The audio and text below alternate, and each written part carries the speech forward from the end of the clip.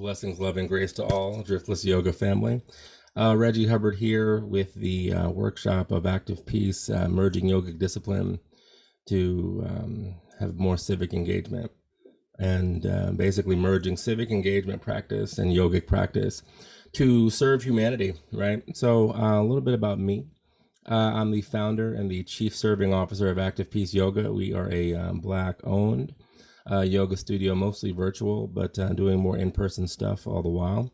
And I'm the former congressional affairs manager for MoveOn.org. And so I don't mention that to be expressly political, but I mention it because I had the unique experience of doing my yoga teacher training while working for MoveOn in 2017, 2018, 2019, and 2020. So I did 200 hours in 2018, 300 hours in 2019. And when the pandemic hit, I launched Active Peace, which is this. And so before I get going, gratitude to Larry and the entire Driftless team. Just excited to be of service to you. And gratitude to all of my teachers, honestly, so that have helped me find my calling, which is to be of service to humanity and use the yogic practice as a tool to alleviate suffering and foster wellness, as opposed as a social club with tight pants and mediocre gymnastics and platitudes. So shout out to Julia Romano, Patrick and Cameron Harrington, Jeremy Wolf, Faith Hunter, Amy Apoliti, Yoga Rupa Raj Stryker, Yursur Rahotep from the Kemetic Yoga line, and the thousands of other teachers I've taken at various asana classes and workshops and festivals along the way. Each of them has helped me establish yoga as a discipline and a lifestyle rather than an activity. And that has made all the difference in my life, right? Like it has given me tools to navigate this world as a person of color, as a man of color, and as an individual for whom the master culture seeks to demean and destroy. Yoga has given me authentic power to be me in a world that would rather me either not be or to be someone else. So when we talk about active peace, bringing your yoga practice to life, what does that mean, right? Is that just like another branding thing or a marketing tool? No, it's an invitation to consider how we use the entire practice of yoga in our lives, rather than just an asana-centric orientation. So rather than it being like an addendum to your CrossFit routine or something that you do to balance out like your running days, having yoga, the entire practice, so that's the yamas, the niyamas, the asana, the pranayama, like the eightfold path or the eight-limbed path of ashtanga yoga, having that be the lens through which you view the world, as opposed to just the asana piece or just the meditation piece, but using all of it in succession and developing a ritual to serve you and actually serve your community. You know, so yoga is not just an exercise meant to relieve stress and retreat from the world. I would submit that yoga allows you to be more present with the world, to be more present with what's going on, and from that presence serve mightily at a time when this service is required and needed. So pre-pandemic, and to some extent, I'm sure this is happening now as we rush back into whatever is happening. Yoga was largely about fitting an asana class into your schedule and then socializing and then going on with your life, right? So doing yoga meant doing the same routine day after day or week after week or whatever you chose, and fitting it into your schedule and then going on with your life. And I live in Washington DC, or the DC metro area, so I saw plenty of people like come into yoga studio stressed, do the yoga class, and be just as stressed when they left, rather than taking the pause, becoming grounded, and using the beauty of these practices to make calm and peace their baseline, as opposed to just something that is existential and ethereal. So, and I'm clearly not against asana or socialization, but let me be clear: going to class and doing the same routine without thinking about it and then moving on with your life, that's not yoga. You know, yoga is not about platitudes and pretty pictures on social media. Yoga is not about homogenous environments and exclusionary attitudes rooted in comfort. Yoga is about merging mind, body, and spirit to a union, not just within you, but community, and bringing people together in service to the greater good, alleviating suffering, and allowing divine will and divine energy to be made manifest on the planet. So it's not about comfort. In fact, yoga is about making you more comfortable with being uncomfortable, giving you equanimity in all circumstances. So using the tools of yoga to empower you to be peaceful in times where you may not have that instinct at first. So to me, the entire practice of yoga, so yamas, niyamas, pranayama, asana, pratyahara, dharana, dhyana, and samadhi, as well as the embodiment of these principles in your lifestyle, is not an individualistic endeavor. Self-care should not be selfish. In my opinion, based on some of the research I've done, as we take better care of ourselves, we are able to serve others from that abundance. So, I'll tell you a little bit more about my yoga journey. So I undertook at least 700 hours of yoga teacher training while serving in the heart of the resistance against Donald Trump. And again, I don't mention that to be political. This is my lived experience. So take it for a story, not a political bromide. So I finished my 200-hour training on 11/11/2018, just after we flipped the House of Representatives. And I finished my 300-hour training on the winter solstice in 2019. So the exact time of the solstice, I defended my thesis on spiritual activism, serving humanity from a sense of devotion and love. Days after the House impeached Donald Trump for the first time. And I was a key strategic and spiritual advisor in that process. So for me, yogic discipline and service helped make me a healthier human being, but also a better activist, and to use the health and the clarity of mind to be of service in very chaotic situations. So that's kind of where I'm coming from. And, I also give gratitude for the pandemic because it smashed the notions of the asana-centric practice and the myopia of self-care from an individualistic perspective. I didn't encounter yoga as exercise. I encountered yoga while under tremendous professional adversity, tremendous stress, and tremendous distress, essentially to keep from cursing out my boss. So I'll backtrack and tell that story. In 2014, I had applied to be either the deputy chief of staff for the Department of Education or for the Secretary of Education under the Obama administration, or the deputy assistant secretary of international education under the same administration. And after going through all of the machinations in the presidential personnel process, I made it to the top two for both and got neither job. Neither. I mean, you want to talk about heartbreak? Oh my God. So like for me, I was just like, oh my goodness. So I was angry. I was mad at myself because my intuition told me not to do it, or maybe it was fear. I don't know. But like I didn't want to do it anyway. And I applied for the jobs, made it to the top two for both and got neither one. So just rip open my heart and stab me with a fork. So I was in a bad way. And so I essentially, I'll never forget this. I was in Norfolk, Virginia, and I was able to keep my composure. I was running a staff meeting, and I was able to keep my composure. And then the second that meeting ended, like I got in my car, I drove from Norfolk across the state to see my ailing grandmother because I just needed to see mama. I just needed to see mama. And then spent the night with her and then went back to Norfolk to do my job. So was in the dark night of the soul for about 2 weeks, right? So super pissed and super angry. Why did I even do this? Why did this even happen? And so yeah, was in a really bad way with the outcome of the professional situation that I was in.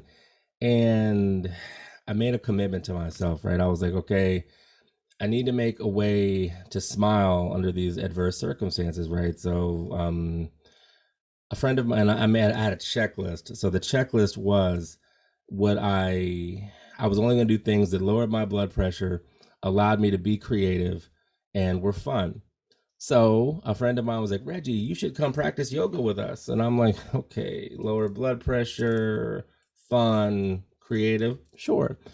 So I started practicing yoga and fell into it and loved it. And, got into one of these special 30 days, $30 things and went a ton and, used that experience to heal from the heartbreak of not getting these jobs that I mentioned. And then I moved from Washington, D.C. to Denver, Colorado. And in Denver, thought I had a dream job, and that dream job became a nightmare. And yoga for me became a tool to basically keep from cursing out my boss, right? So I started practicing yoga to not call my boss a 14-letter word or 13-letter word. And so for me, practicing yoga was never about like a social club. It was never about being popular or wearing Lululemon pants. Practicing yoga for me has been about using the tools to be present in mind and body to be of service. So again, like I said, I started practicing yoga to not curse out my boss. And then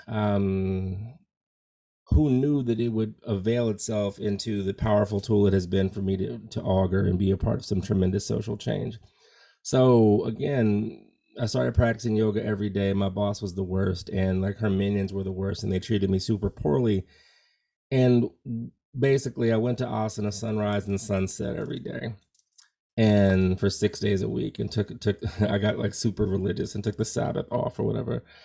And what I didn't know that yoga was doing was preparing me for when I was fired via text message to not really freak out. So the awful job kept getting worse.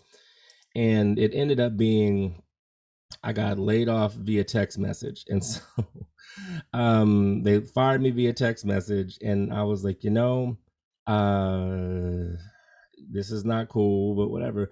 And they're like, Reggie, we'd love to have you be in an exit interview. And I was like, y'all know good and hell well that an exit interview would be a waste of yours and my time, but I want to thank you for how poorly you treated me. And they're like, what do you mean? And I was like, I want to thank you for how poorly you treated me because you gave me the tools to deal with adversity with grace. So thank you for that wisdom. And then I called my mom and aunt afterwards and was like, this yoga stuff, man. Oh my God, like this yoga, yo, I just got fired via text message and thank them. So they were super racist and I thanked them. Like, what is this? And so when I say I never really wanted or never really got into yoga for the sport of it, for me it was a tool to navigate racism, and it has been a tool to steady myself to get in touch with source, and from being in touch with source just to be a part of some ridiculous political and social change. And we're just getting started. So, yoga, when you practice it and treat it as a discipline, it affords you unexpected benefits. Like I said, I didn't know that when I got fired via text message, not only would I not curse them out, but I would thank them. I mean, that was an unexpected benefit. But the other thing is that, I got more clarity. I got more wisdom. I got expanded awareness and reduced attachment to destructive mental habits. It broadened my heart of service. It gave me broader compassion. It taught me the value of self-study. And this is before I got even deeper into the study of yogic philosophy. So when we talk about like having an embodied practice, it is like using the tools of asana, pranayama, all these things on in sadhana, so daily, and then having that make an impact on your life.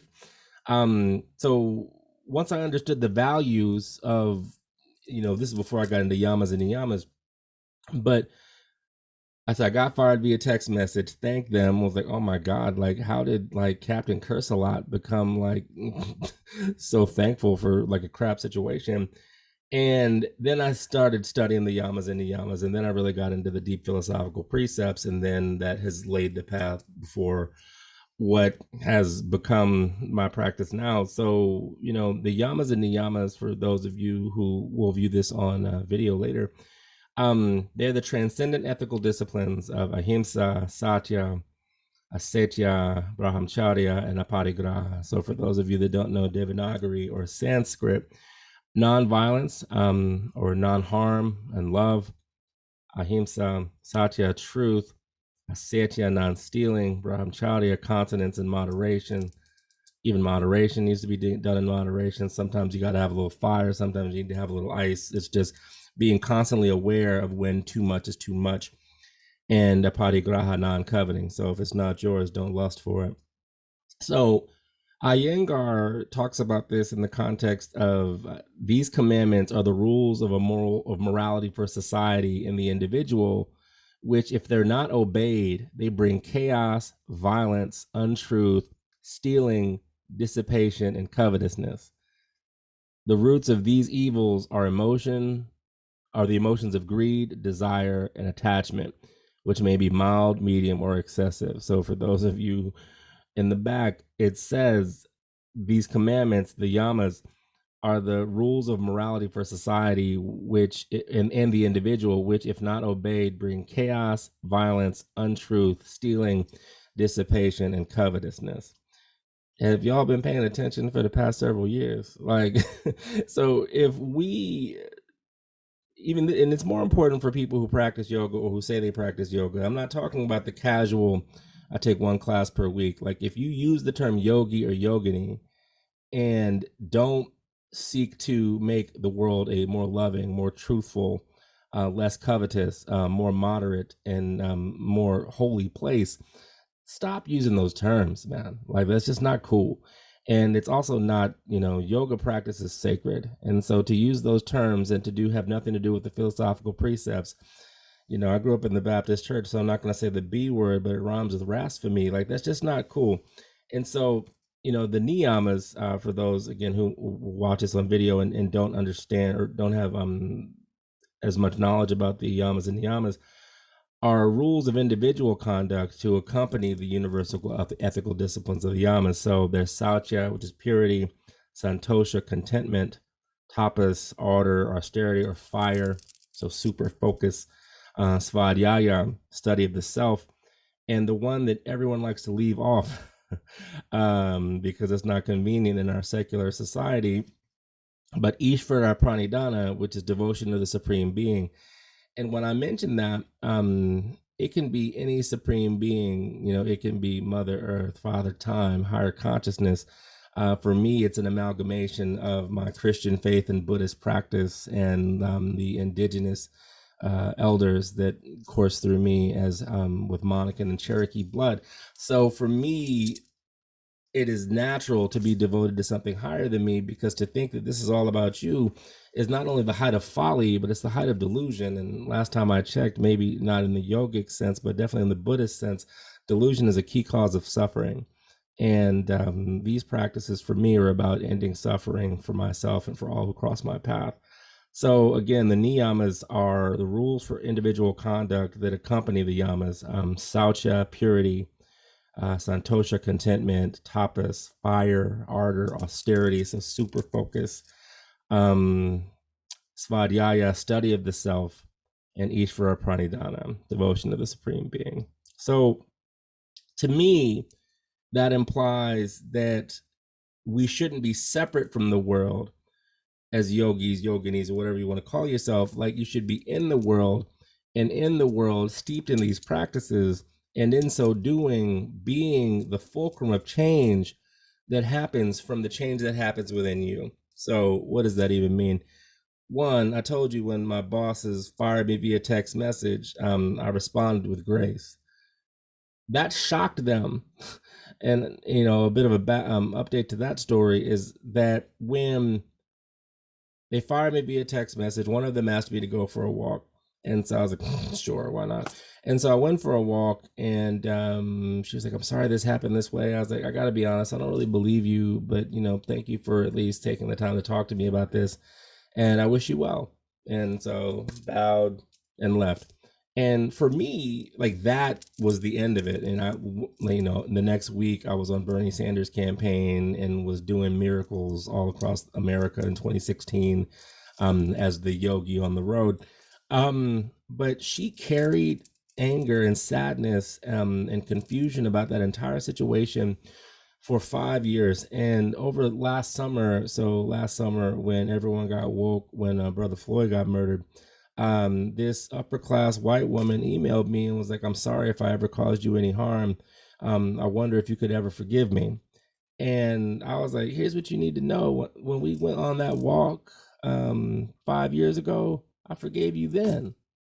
So now you need to forgive you because you don't need to be carrying this around. Life's too short to be worried about some stuff that happened 5 years ago." You know, that level of grace, I didn't even know was possible, but it was easy for me to do so because I'm consistently rooted in these practices. So studying the self. When someone says something to me, like I said, I used to work on Capitol Hill. So when someone says something to me, I would check myself. So rather than react, I would just be like, okay, shoulders back and down, inhale through the nose, exhale out the nose, then respond. So the cues that I give when I lead a meditation are the cues that I would give in my lived experience when we're in a meeting, say hypothetically for impeachment on Capitol Hill in October 2019. And someone's like, "What do you think you know?" I was like, "Okay, shoulders back and down, in through the nose, close the eyes." And then I would respond, as opposed to what my instinct would be, was be like, "Are you serious?" So using yogic discipline in your life, especially as a teacher, you're supposed to be teaching from what you do, right? Not like, if not esoterically, but from your lived experience, from your personal practice. But Iyengar also said in his book Light on Life, a good person living ethically with his eyes on the stars and his or her feet on the path of duty is a good person anywhere. And to the extent that yoga offers both understanding and a blueprint for action, it offers them everywhere to all people at all times. So to me, that means that liberation on the yogic path comes from engagement in the world and not separation from the world. So, when Iyengar discusses how the yogi should engage with the world, he said the yogi opposes the evil and the wrongdoer, but not the wrongdoer. Opposition to evil and love for the wrongdoer can live side by side. Opposition without love leads to violence. Loving the wrongdoer without opposing the evil in him is folly and leads to misery. The yogi knows that to love a person while fighting the evil in him is the right course to follow. The battle is won because he or she fights it with love. I mean, I could do without the militaristic commentary sometimes, but I mean, the struggle, I think, is probably more applicable for me than the battle. um Loving service and holding space for the complexity of not liking an action but being agnostic at best towards an individual who committed the action is very hard. And just because it's hard doesn't mean it's not worthwhile. So, what does that even mean, right? So how is this even a thing? Why would I want to do that? Like, why make yoga so damn serious? Like, why can't I just like go to my class and pretend like the world's okay and whatever? Well, Mickey Sanger, who wrote the Untethered Soul, he we got to practice what we preach, right? And so how do we put all these things together? How does this make any sense? Like, how does merging yogic discipline into lived experience even avail itself? So Mickey Singer said in this one lecture I listened to while I was composing my thesis for my 300 hour, he said the following. He said, "The highest thing you can do with your life is make it so that every moment that passes before you is better off because it did." That's the highest definition of the purpose of life, that every single moment, every person, every place, every moment that happens to unfold in front of you is better off because it did. Because it passed by you, it was raised a little bit. Wouldn't that be beautiful? So, what does that mean in my lived experience? So, when I was fired via text message, I bowed, said thank you, and then moved on. So, years later, when this woman who was part of the cabal that fired me needed a word of encouragement, I was able to do that. Number one. Number two is that as part of the so I'll give you a political story as well. When I worked on the impeachment sequence in 2019, most famously when Congresswoman Rashida Tlaib said, "We're going to go impeach that was my party. Like that came out of my budget, and I was standing right beside her when she said that. And so one of my friends called me. A lot of my friends called me. Right? They were just like, "Hey, we saw you on TV." I'm like, "Who didn't?" But one of my friends called me from Scotland, and he was like, "Reggie, I saw you on TV." I'm like, "Okay, cool. All right, you're like the 30th. I mean, thank you." He's like, "No, no, no, no. Like I now understand yoga." I was like, "Okay, man, riddle me this. I don't know what that means." He was like, "I watched you the entire time. So you're standing there, tall, stoic. Um, Rashida says what she says.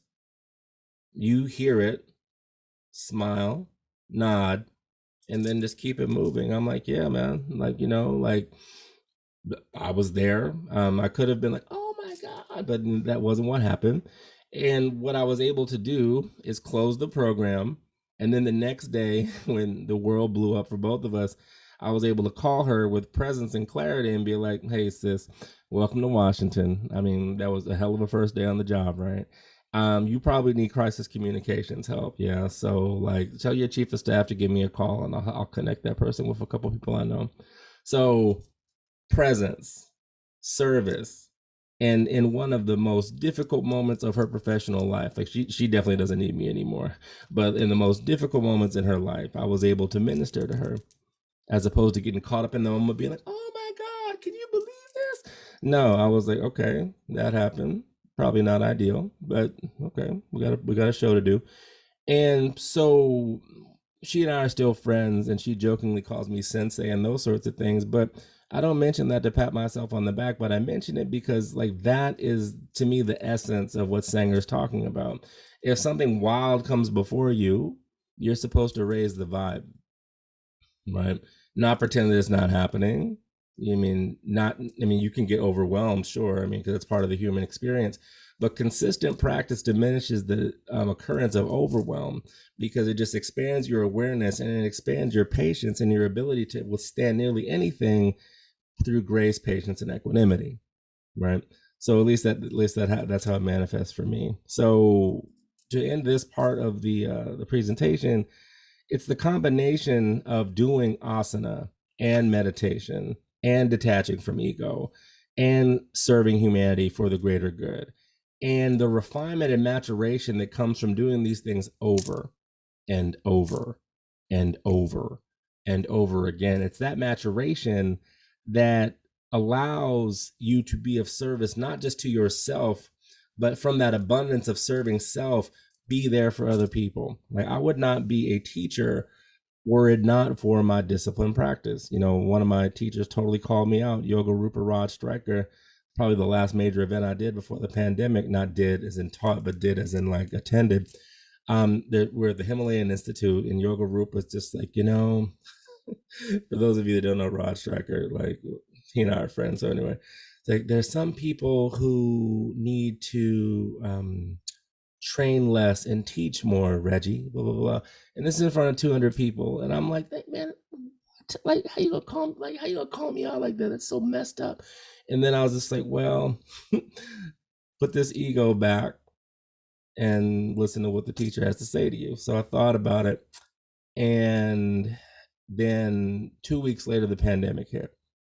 And I was so present and aware to what Rod said because when the pandemic hit, everyone and their mama was freaking out. And I was in Colorado at the time and was in a room at another training with Amy Apollodia with like 60 500-hour teachers. And I was the only one that was like this. And everyone was like, "Oh my goodness, Reggie, like, are you nervous?" I'm like, "About what? We're just gonna wear a mask and keep distant, And the next day, everyone went to every grocery store and bought all the toilet paper and all the milk and stuff. And I went on Saturday after the rush and was just like, it's kind of crazy. Everyone bought hella toilet paper for a respiratory ailment, right? And I'm joking and then it occurred to me what Rod was calling out in me, where if in a crazy circumstance, you're peaceful Like that's the peace, that's the embodied samadhi, that is the active peace that consistent practice avails to you. So a pandemic can happen, and while some people fled, I basically was like, okay, I guess I need to teach now, and started active peace on April 2nd, 2020, and since then have taught almost 1,000, mostly virtual engagements, to tens of thousands of people, because, like Mickey Sanger said, the highest thing you can do with life is make sure every moment that passes before you is better off because it did. So the pandemic hit, and I was like, so how can I serve? And the only way that I was able to be like, how can I serve, is because I was so steeped in consistent practice that nearly anything that and like in the crucible of the Trump era. So as a Black man at the front lines of the resistance, undertaking yoga teacher training, I did not know that was like forging me into a beast. I didn't know that, but now I do know that. And now I also know, like I said, when Rod called me out, it was to essentially wake me up. I'm not saying that he knew that the pandemic was coming, but he knew that me being a person that's always studying, always trying to do more, always trying to do more, sometimes you need to stop studying and live, right? Like live the practice, like try a couple things out and get out of the books and get into your lived experience.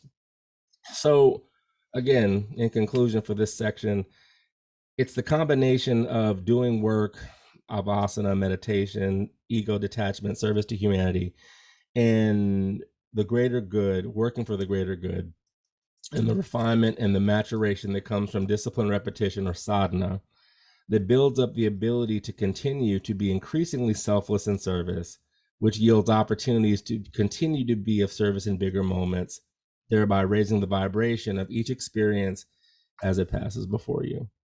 So I'll pause there. And Keisha, if you have anything for me, just holler at me. But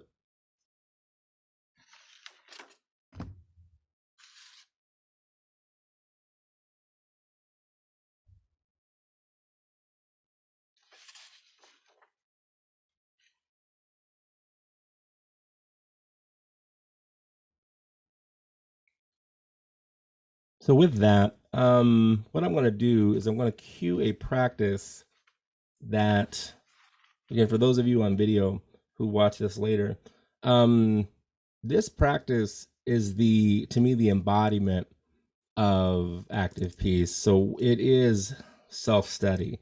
It is kind of like free expression. It is getting into heart, mind, and body simultaneously.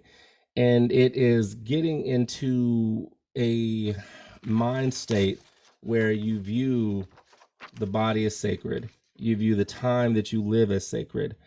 And for me, some concluding questions that all people should consider is, can those of us in the wellness space begin to view wellness in the sense of the collective as opposed to individual? You know, I got mine, you figure it out for yourself.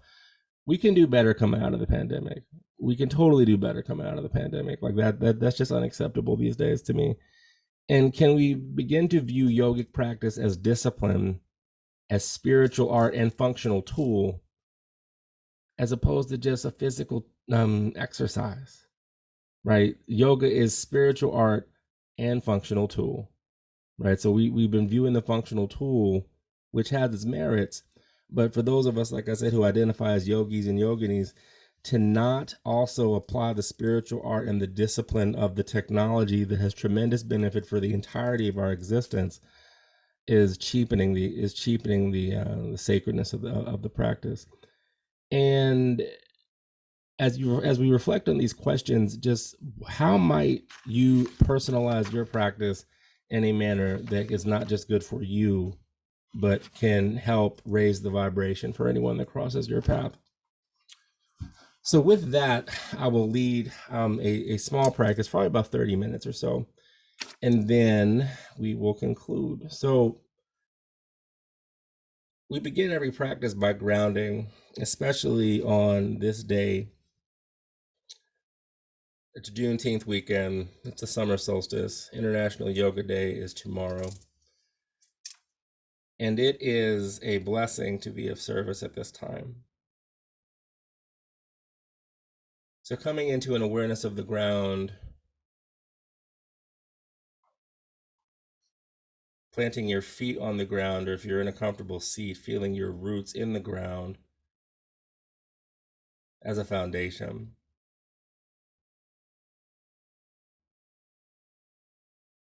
And in the same way, we feel the foundation with our feet in our seat in the ground, perhaps contemplating how the yamas and niyamas can be the foundation for your yoga practice. How can these ethical disciplines, individual and collective, be incorporated not only in your daily practice but in your daily study, so that they become almost an afterthought, not in the passive sense but in the active sense.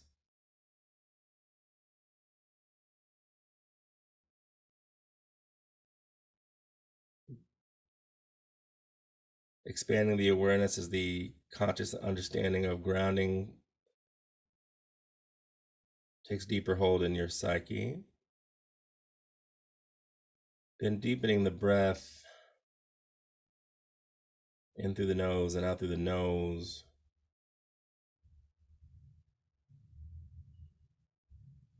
Attuning your internal orientation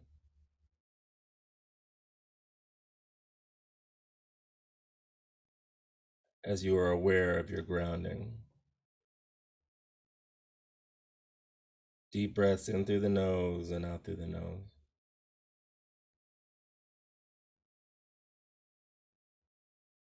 Settling in, settling down.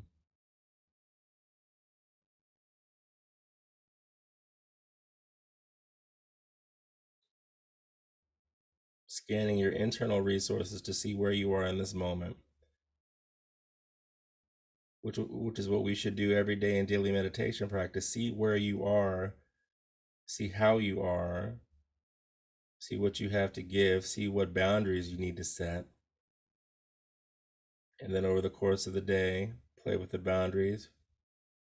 If you need more, give more. If you need more space, take more space. But this is the self-study. And when we do everything, when we take something day by day, that's the tapas, like that's the austerity, that's the focus and the repetition.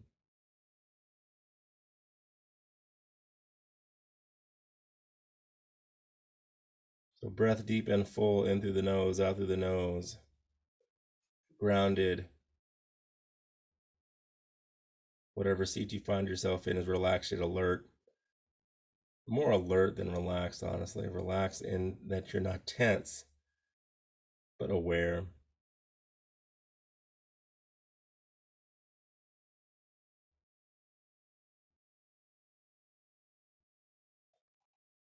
Then open the eyes when ready. Clasp hands together. Let me get the mic out of the way. Clasp hands out together. Clasp the fingers together and begin to make wrist circles here. Now, this practice I'll lead is one that I lead with government folks and activist folks. And this can be done with anybody because odds are that you text and type too much. And we forget that the wrist is meant to go in 360 degrees. So take these circles in one direction. And then as you are ready, switch the direction.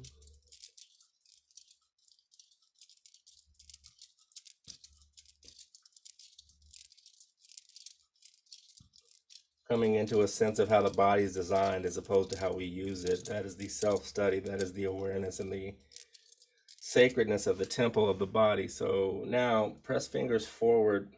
Inhale, hands overhead. Exhale, down. Just go up and down. In tune with the breath. Navel's engaged.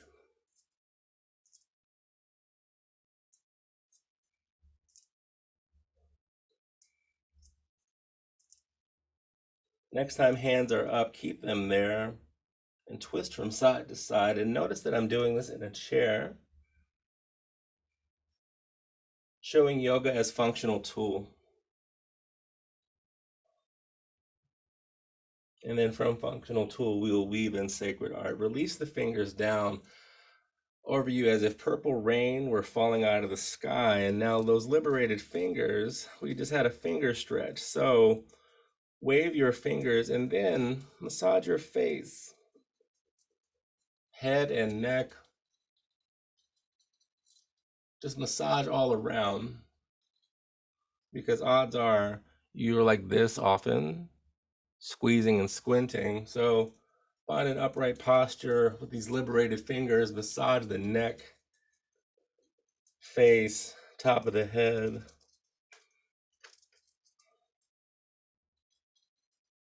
And just go crazy here, no pun intended. Jawline, eyes, temples, behind the ears, neck.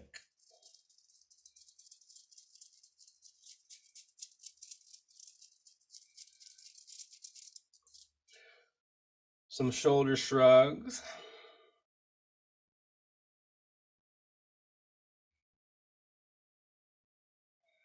Now take chin to the chest, right ear towards right shoulder. On the inhale, exhale, center. Left ear towards left shoulder, center. Going back and forth, side to side.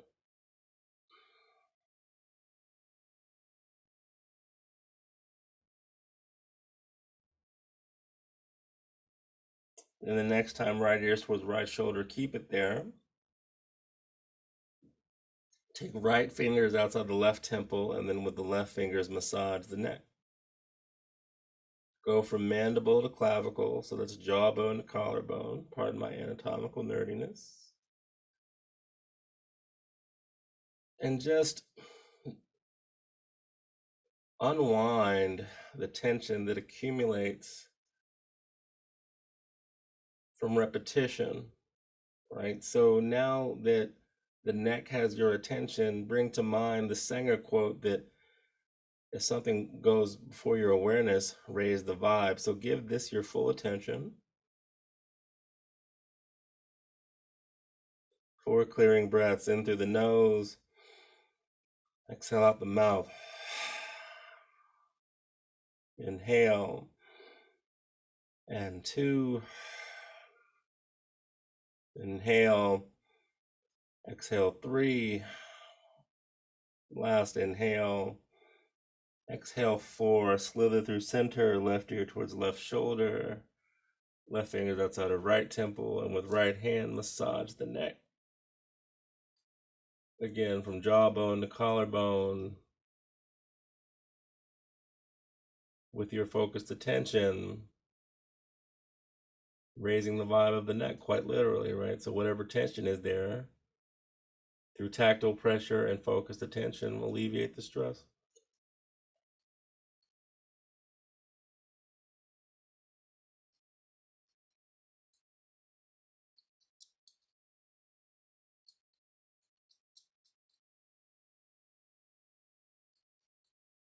Four clearing breaths in through the nose. Exhale out the mouth. 1. Inhale. Exhale 2. Inhale. Exhale 3. Last inhale. Exhale 4. Come to center. Pause here. Notice how left and right side feel. Then press chin to chest. Inhale, neck back, open up and down. Inhale up and down. Exhale out the mouth. Inhale through the nose. Exhale out the mouth. 2 more. In through the nose. Exhale out the mouth. Final, in through the nose. Exhale out the mouth. Chin level. pause here. And then gently look over right shoulder, center, left shoulder, center. 2 or 3 times, noticing the difference in the neck, what has shifted. Now, clasp the fingers together, make a bit of a wave. This is good for the wrists and the shoulders and the fingers. So combining everything, switch directions.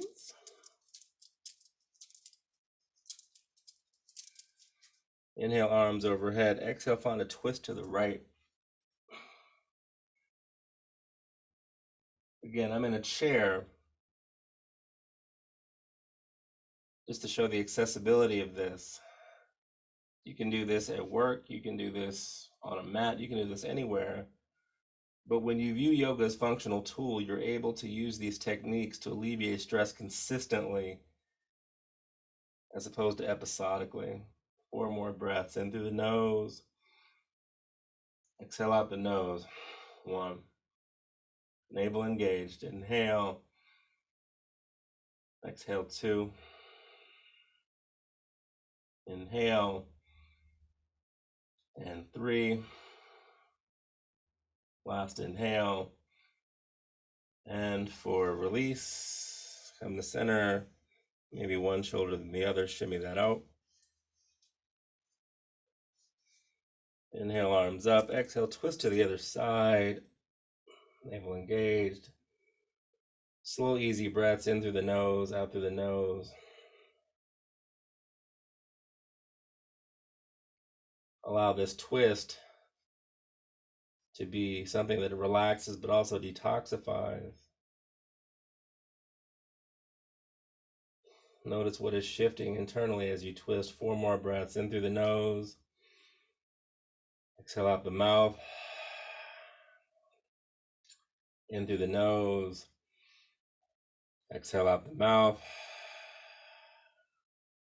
In through the nose. Exhale out the mouth. Last, in through the nose. Exhale out the mouth. Release. Pause in the center and ground. Scan the body from head to toe. Reacquaint yourself with groundedness. Incorporating self-study back into this practice, right? So where are you now? How do you feel? What has shifted? What needs more attention? So this level of self-study, this embodied practice allows you to be in tune with you so that when the vicissitudes of the mind or of life manifest, you're just kind of like, okay, so I need to just take my shoulders. Like it just, this self-study and this acquaintance with who you are somatically and energetically avails more mastery of lived experience. Now, standing up, if you're in a seat or on the floor,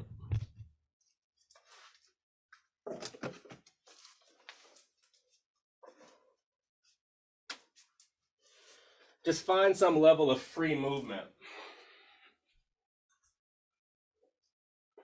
So sway from side to side. Maybe the knees come up. But what we're doing here is we sat for a while, perhaps too long. So moderation, brahmacharya dictates that we shift it up and try something new.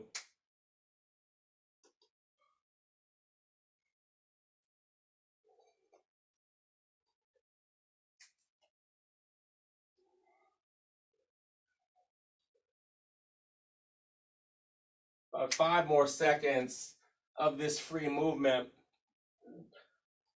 luxuriating in whatever you're able to do on the feet. Then let's get a little bit more fire into the body. So feet are parallel, arms are in front of you. So we're gonna bend the knees and switch the crossing of the arms.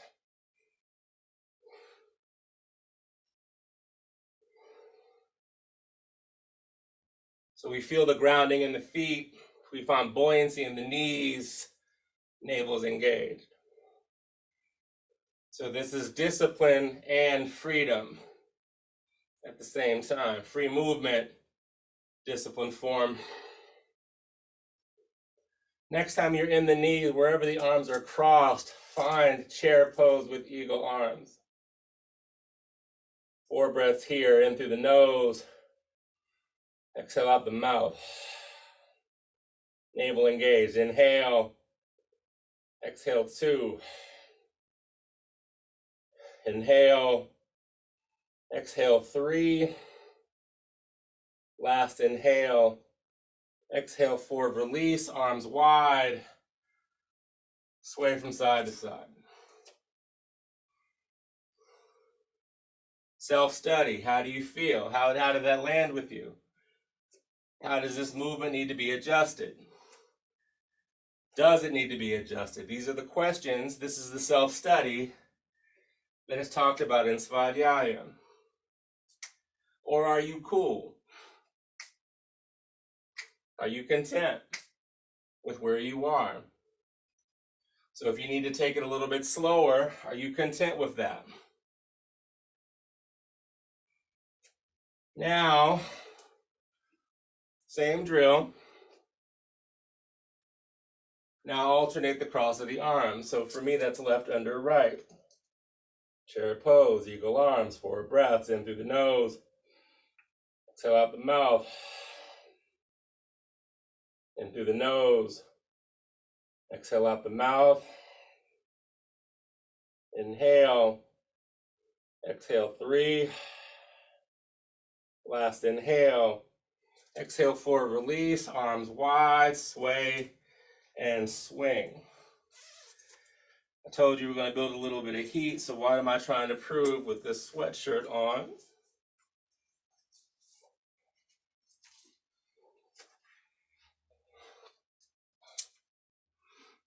Now, let's find a balanced situation.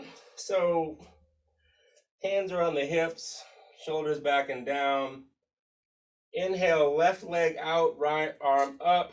So, asymmetrical balance. Other side. So we're finding fluid motion, strengthening the standing leg, and opening the outer hip. So functional tool of opening the hips because we sit too much.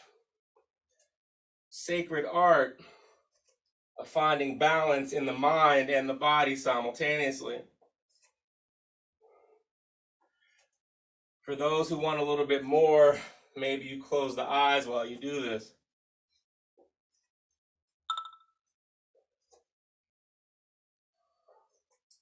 Next time you're on the left leg, hold.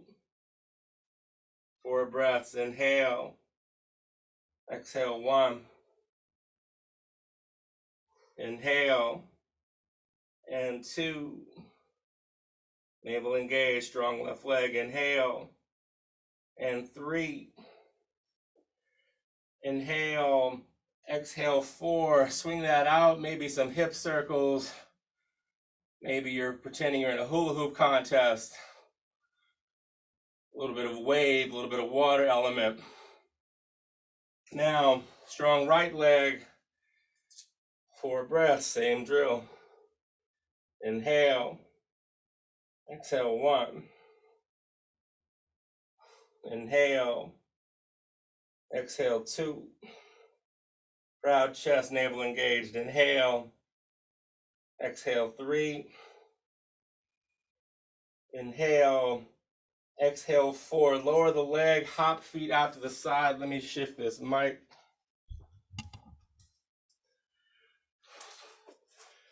Goddess pose.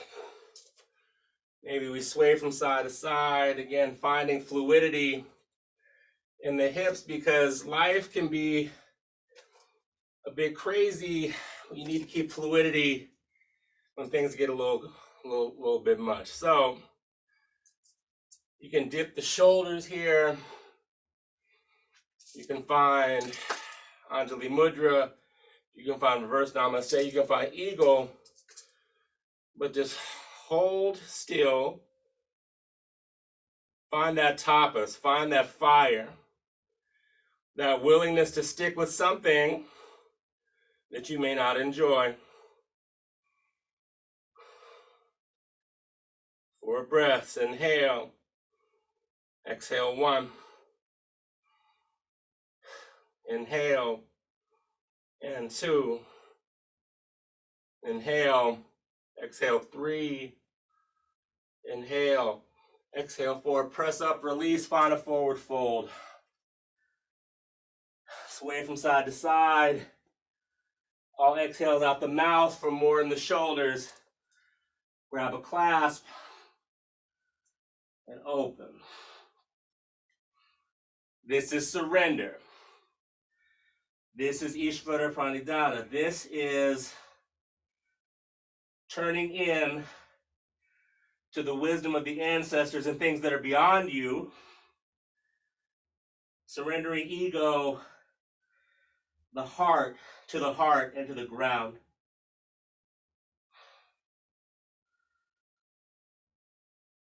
Four more breaths, all out the mouth. In through the nose, exhale out the mouth. In through the nose, out the mouth. Inhale, exhale 3. Inhale, and 4. Release the clasp if you have it. Make your way to the ground. An essential element of embodied practice is rest, so that's where we're headed. Let's find staff pose first. So navel's engaged, arms are up. Take arms in cactus and find gentle twists in this staff pose. And then inhale up, exhale, fold forward. Hands fall where they may.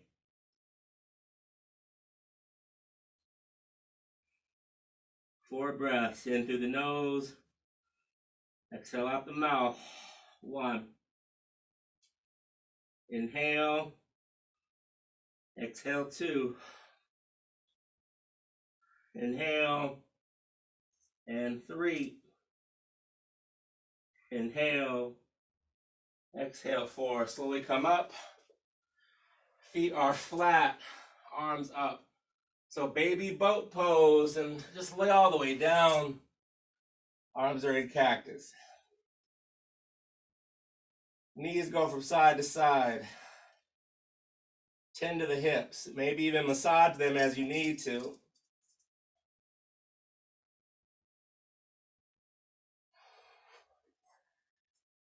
Feet flat, arms wide. Flow in and out of bridge. Just to prepare the spine to rest. Noticing what you notice. Study the body, study the spine. How are the hips? Notice.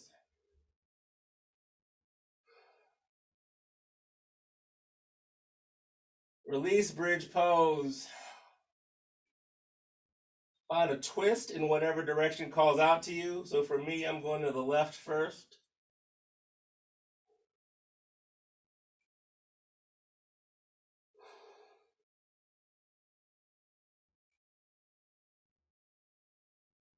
Four or 5 more breaths.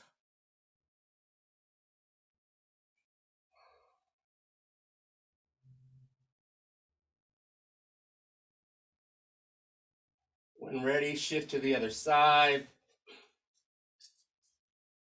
Gentle twist. 4 or 5 more breaths.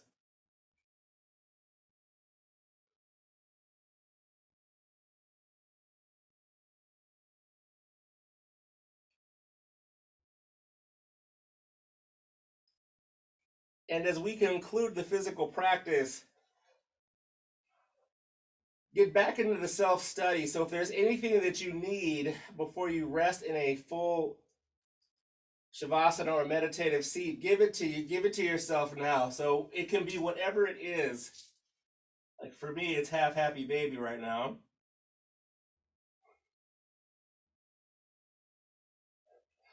But it can be anything.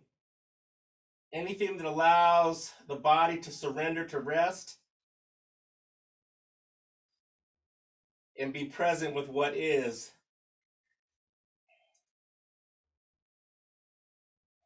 Switch out as you're ready.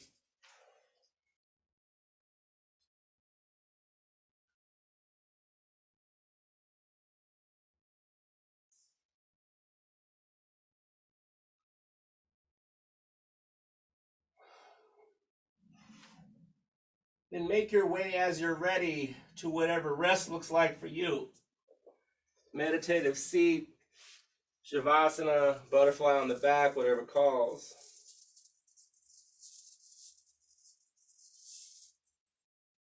Scan the body from head to toe to see what has shifted. Again, incorporating self-study into all aspects of the practice. Take up as much space as you need.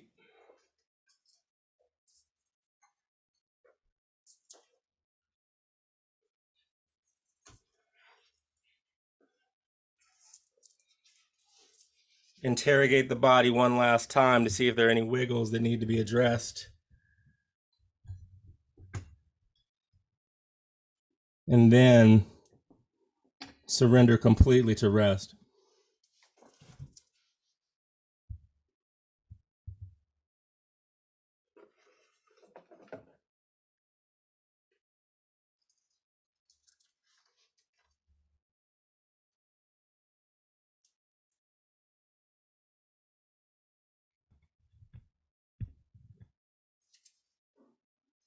The most underrated aspect of the yogic practice is rest.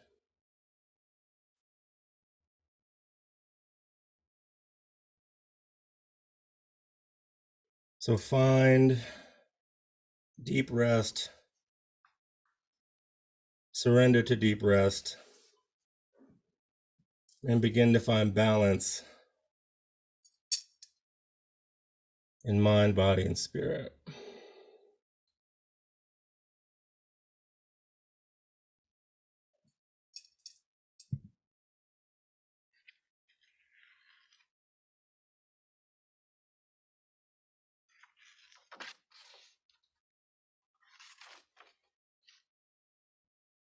And as you settle into your rest, imagine if your everyday life was filled with more moments of this rest, of this fluidity, of this clarity. And imagine how better you might be able to serve yourself, your community, and every moment that passed before you.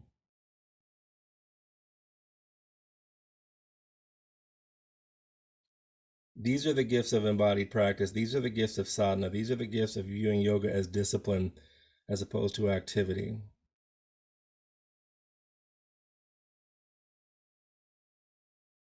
At once expanding your awareness and compassion, not numbing yourself and getting caught up in a story that doesn't matter.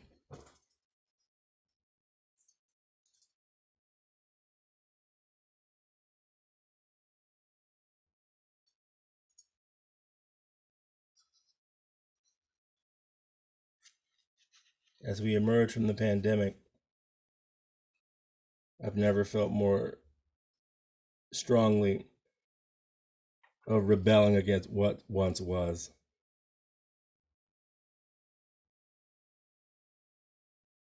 Yoga culture, yoga studio culture, yoga festival culture for that matter, had no real place for people of color, men of color, people of different sizes.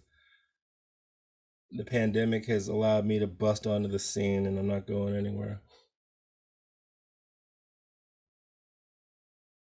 And I don't say that as a threat, I say that as a blessing. Because when people are asleep, it is a gift to be awake.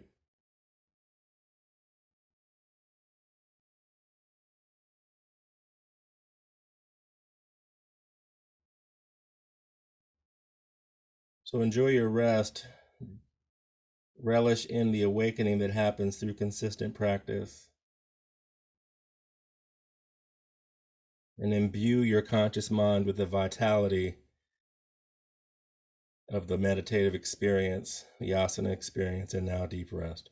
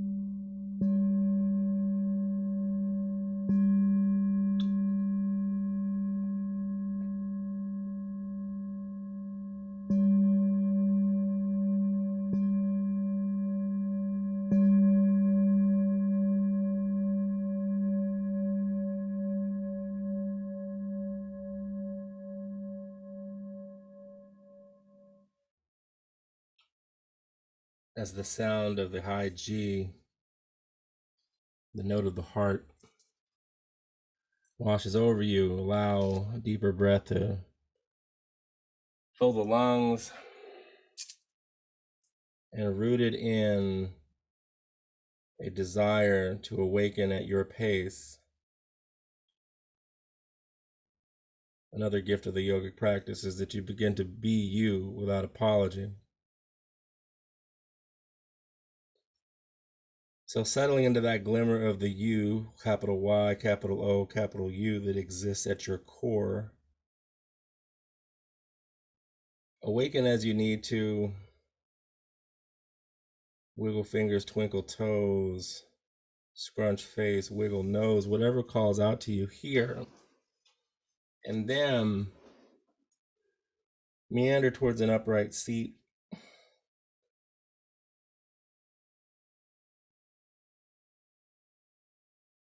Shoulders back and down, noticing, again, self-study, noticing what has shifted over the course of the practice in your physical body, in your mind space, in your heart space.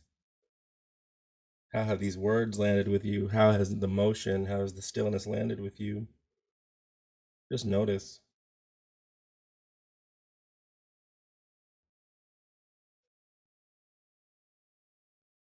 And in conclusion, I will share with you the quote that I ended the formal remarks with, because I think it's something that bears repeating.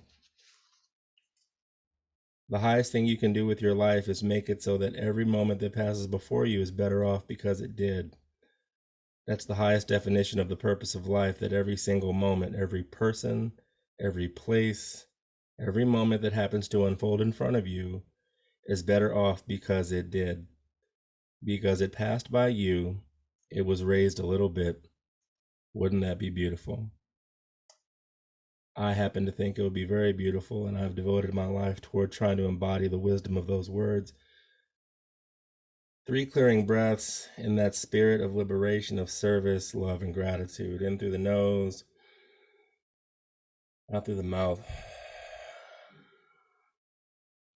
In through the nose, out through the mouth. In through the nose,